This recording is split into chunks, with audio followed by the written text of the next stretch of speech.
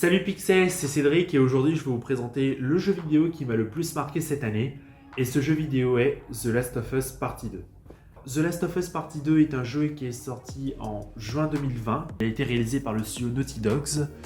Il y a eu une grosse hype autour de la sortie de ce jeu car justement la communauté l'attendait avec impatience. C'est la suite directe de The Last of Us Partie 1. Et entre le 1 et le 2, il y a 7 ans d'écart. Et on l'attendait vraiment avec impatience, on voulait vraiment avoir la suite de l'histoire. Et justement, en parlant d'histoire, petite transition, The Last of Us se déroule dans un univers post-apocalyptique. Alors, ce ne sont pas vraiment des zombies, ce ne sont pas vraiment des zombies dans le sens mort-vivant, ce sont plus des sortes de zombies champignons. En gros, c'est un champignon qui va infecter les humains, qui va se développer à l'intérieur du corps et qui va défoncer le crâne pour justement continuer de pousser. Jusque-là, tout est simple, tout est joyeux. Dans le premier opus, on va suivre l'histoire de Joel et Ellie. On va surtout se focaliser sur Joel, qui sera le personnage principal, le personnage qu'on va jouer.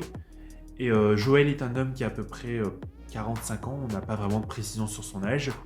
Et il va devoir accompagner Ellie à l'autre bout des États-Unis. Du coup, on part vraiment dans ce road trip. C'est ce qui est génial dans ce jeu, c'est qu'on voyage beaucoup.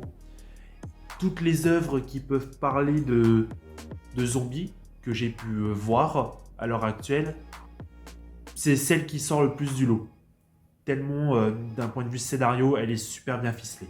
Je vous ai raconté l'histoire du premier opus sans trop rentrer dans le détail. Maintenant, on va passer au deuxième opus. Donc, Ellie qui a 19 ans, qui est du coup une jeune adulte. Pareil, sans trop rentrer dans l'histoire du jeu, sans trop spoiler. Il va se dérouler un événement grave dans l'histoire qui va pousser Ellie à vouloir se venger. En fait, Naughty Dogs, ils n'essayent pas de proposer un jeu où on va pouvoir influencer sur l'histoire. Dans Naughty Dogs, ils proposent une histoire qu'on va devoir suivre d'un point A à un point B.